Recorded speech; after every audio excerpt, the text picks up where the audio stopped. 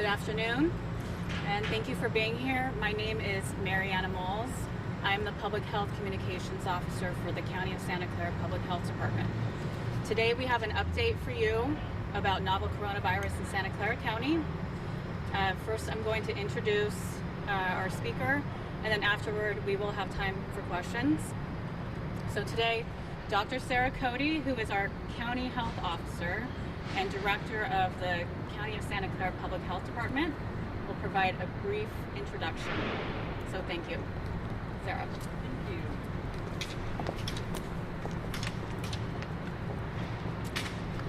Good afternoon, and thank you for coming today. I'm Sarah Cody, the Health Officer for Santa Clara County. Earlier today, the CDC notified us that a resident of our county is confirmed to have the novel coronavirus. As you know, this is the first case in Santa Clara County and in the Bay Area. Since we are a large county and many of our residents travel frequently for business and personal reasons, we're not surprised to be announcing the first case in the Bay Area and in Northern California. Actually, we've been preparing for this possibility for weeks, knowing that we were likely to eventually confirm a case. Preventing and controlling the spread of infectious diseases is what local public health departments are built to do. It's one of our core functions, and we are in full swing. Although we are announcing a confirmed case today, please know that we do not have evidence to suggest that the novel coronavirus is circulating in the Bay Area, in Santa Clara County, or really in Northern California. The case is an adult male who lives in our county. He had traveled to Wuhan, China, and became ill upon returning home. Since his return home to the county, he has been self-isolating at home and did not leave home at all, except to seek medical care. He was seen in a local clinic and hospital, but was never sick enough to be hospitalized. We are currently reaching out to anyone he may have come into contact with to assess whether they may have been exposed to the novel coronavirus. Our preliminary investigation indicates that he came into contact with very few individuals after returning home.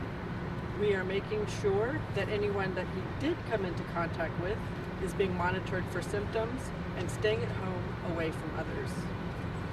We are working closely with our healthcare partners, the state and the CDC during this investigation. They are advising us and have offered staff resources. We're also working closely with our colleagues in the county and in the Bay Area. And I have to say that the support from our healthcare and public health colleagues has been tremendous, and we thank them. So what does this mean for the general public? Although we do understand that this confirmed case may raise concern, this one case in fact does not change the risk to the general public. Our assessment is that the public at large is still at low risk because this case was careful to self-isolate at home for the entire time since he returned from China. Thank you.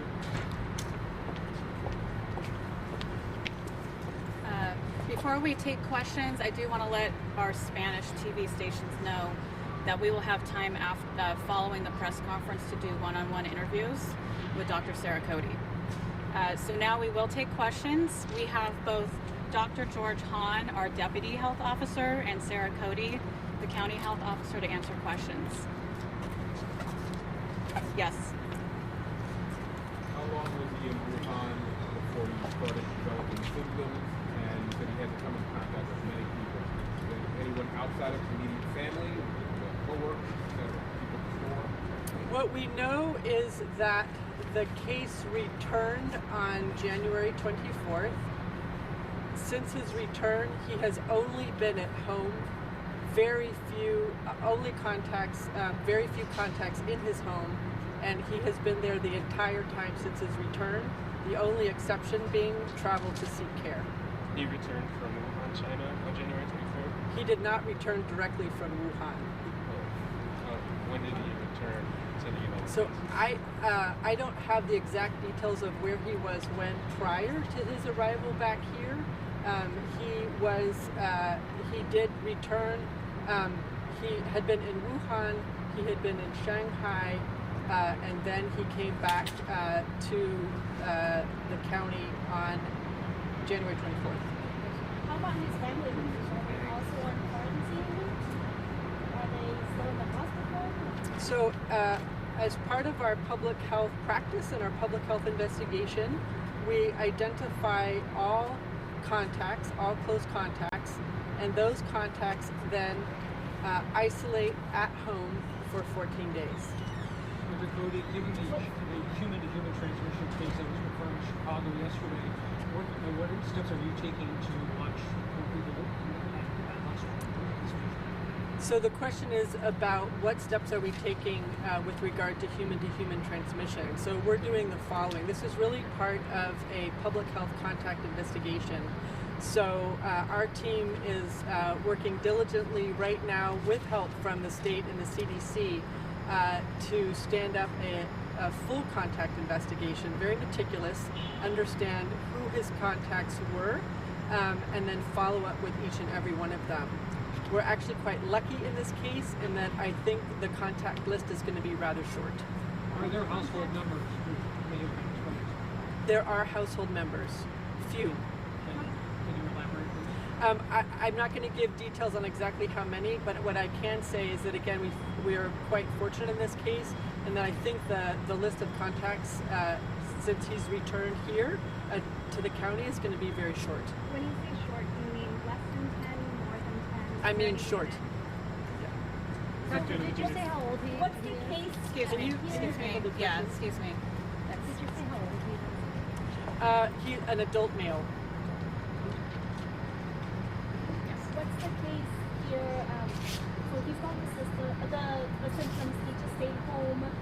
What's going to happen from then on? Will he receive any care? Or, I know So there's not many since the patient returned home, returned back to the county, he has been self-isolating at home for the entire time. He has not gone out except to seek medical care. He has not been very ill, so he's not been ill enough to require hospitalization. He's just been in for outpatient care, so he's currently being isolated at home, and we will be following him closely at home until he's no longer infectious. Next question. Doctor, what sort of evidence would you need to see to make the determination that the virus was indeed circulating in the community? Right.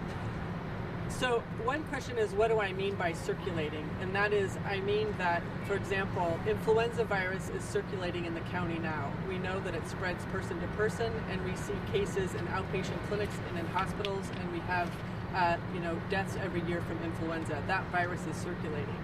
The novel coronavirus, to date, we've identified in one individual in our county that was confirmed this morning. So that means that if you've not identified it in more than one person, it's not circulating. But were that to happen, it would follow a similar trajectory as the flu? So we are, I think that since the WHO declared a global health emergency, we're all looking very carefully. Our focus is on identifying cases because we want to understand, is it spreading? How is it spreading? But I want to emphasize, to date, we have one confirmed case. It's the third case in California, despite very active surveillance, looking and testing. Next question. You're exactly in Excuse me. Santa Clara County in Santa Clara.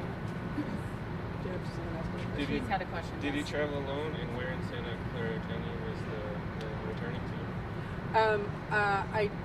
I don't have any information about his travel companions, and I can't give the city. I can just tell you that he resides in the county. If he was to require any kind of hospitalization, where would he go? I don't think I can answer. I don't think I can answer that question. We're not going to be giving out information about where he sought health care. Go ahead. What's the future do with this information right now? How can they feel like they're doing something to stay protected? My general message, and what we have been emphasizing, and I want to continue to emphasize, is that right now we're at the peak of the flu season. Flu is circulating widely. Hospitals are seeing a lot of influenza. There's a lot of illnesses from other respiratory viruses, and so that actually, it's far more likely for people to become ill from the flu. So general messages that are really, really, really important. If you're sick, stay home, stay away from others. Second, if you're sick and you're with somebody else and you cough or sneeze, do it in your sleeve. Use tissues. Wash your hands carefully. If you're not sick and you don't wish to be sick from other people, it's also really important to wash your hands frequently and to avoid touching your eyes, nose, or mouth. And finally, it's really important to get your flu shot. It's still available. There's still flu circulating. And so if anyone has not had their flu shot, we really encourage that. Next question.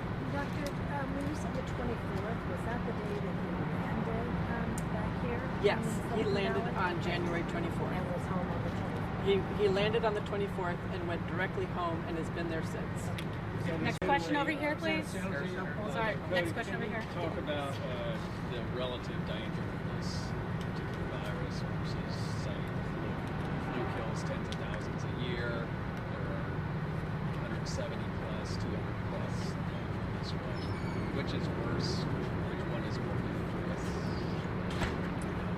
So certainly now in the United States, we have very, very little coronavirus, this novel coronavirus documented. So I think our case would make the 7th case in the entire country. We know that we have, 36,000 deaths from influenza in the United States every year. So the impact of the novel coronavirus is significantly dwarfed by the impact of influenza.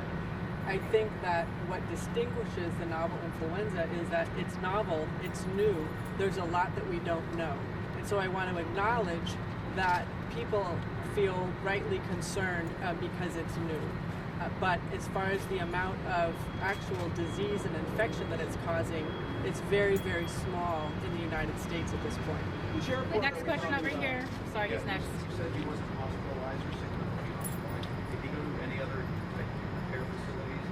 Did you identify where that was? So the patient returned to the county on January 24th. He remained isolated at home since he came. The only exceptions are he left home to seek medical care 2 times. Both times it was outpatient care. Where? We're not releasing the details of where he sought care.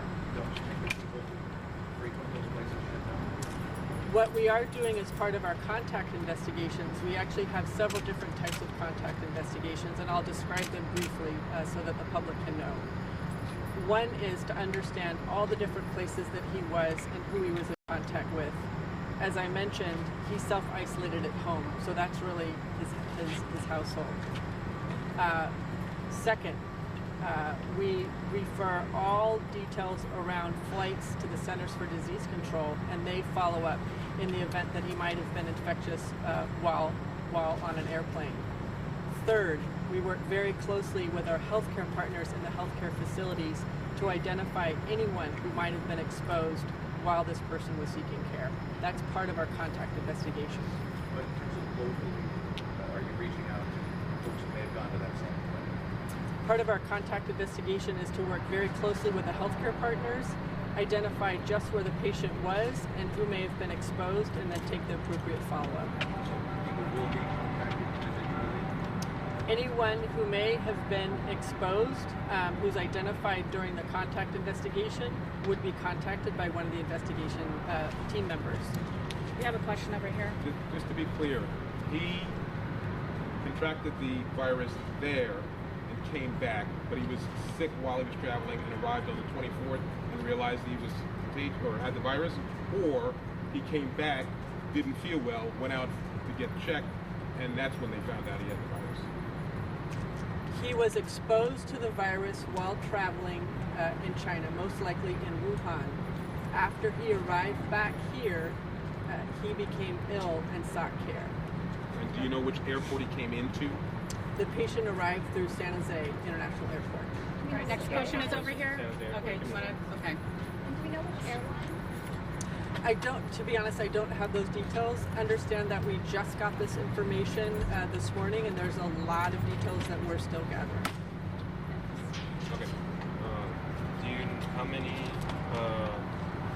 tests are you running? How many contact tests? Can you? You said you're doing a contact investigation, right? So you have a list of people that you're testing that you may have come in contact with. So can you say how long the list is? I can tell you a little bit about our process for a contact investigation. So we identify the various groups of people who might have been in contact and might have been exposed. Those would include household contacts, healthcare contacts, airline contacts. Our federal partners for the Centers for Disease Control and Prevention, as well as our state partners from the California Department of Public Health, will be assisting us in those investigations. We're just launching them, so we don't have detailed information about how many people in each group. We'll take one more question. David Louie, you've only asked one question here. Dr. Cody, are there any other patients who are checking for possible suspicious cases of coronavirus? What I will say is that we're a large county of 2 million people. We have a lot of travel in and out of the county. So at any time, we always have a lot of reports that we're following up on for novel coronavirus, for measles, for meningococcus, for salmonella, for E. coli, for TB, for syphilis, et cetera, et cetera, et cetera. We never announce and report on cases that we have that we're investigating until we confirm them. Same is true for novel coronavirus. Okay.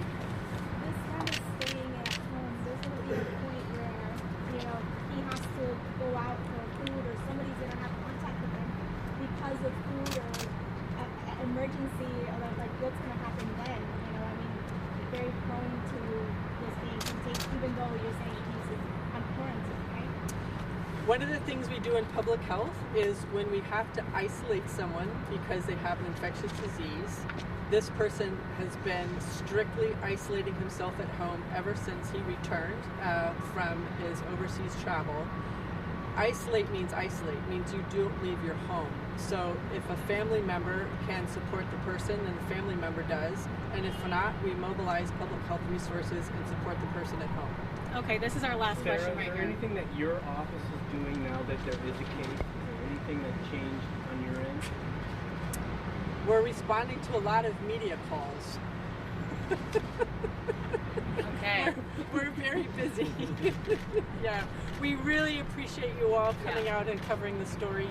We appreciate your support, and I want to tell you that we have had not just support from you all, but phenomenal response from the Centers for Disease Control, the California Department of Public Health, and our colleagues in the Bay Area. I mean, it's very heartwarming when we ask for help. Help is here. So thank you. Thank you for all of your questions. And we'll be doing separate interviews in Spanish for a few minutes with Dr. Sara Cody. Thank you.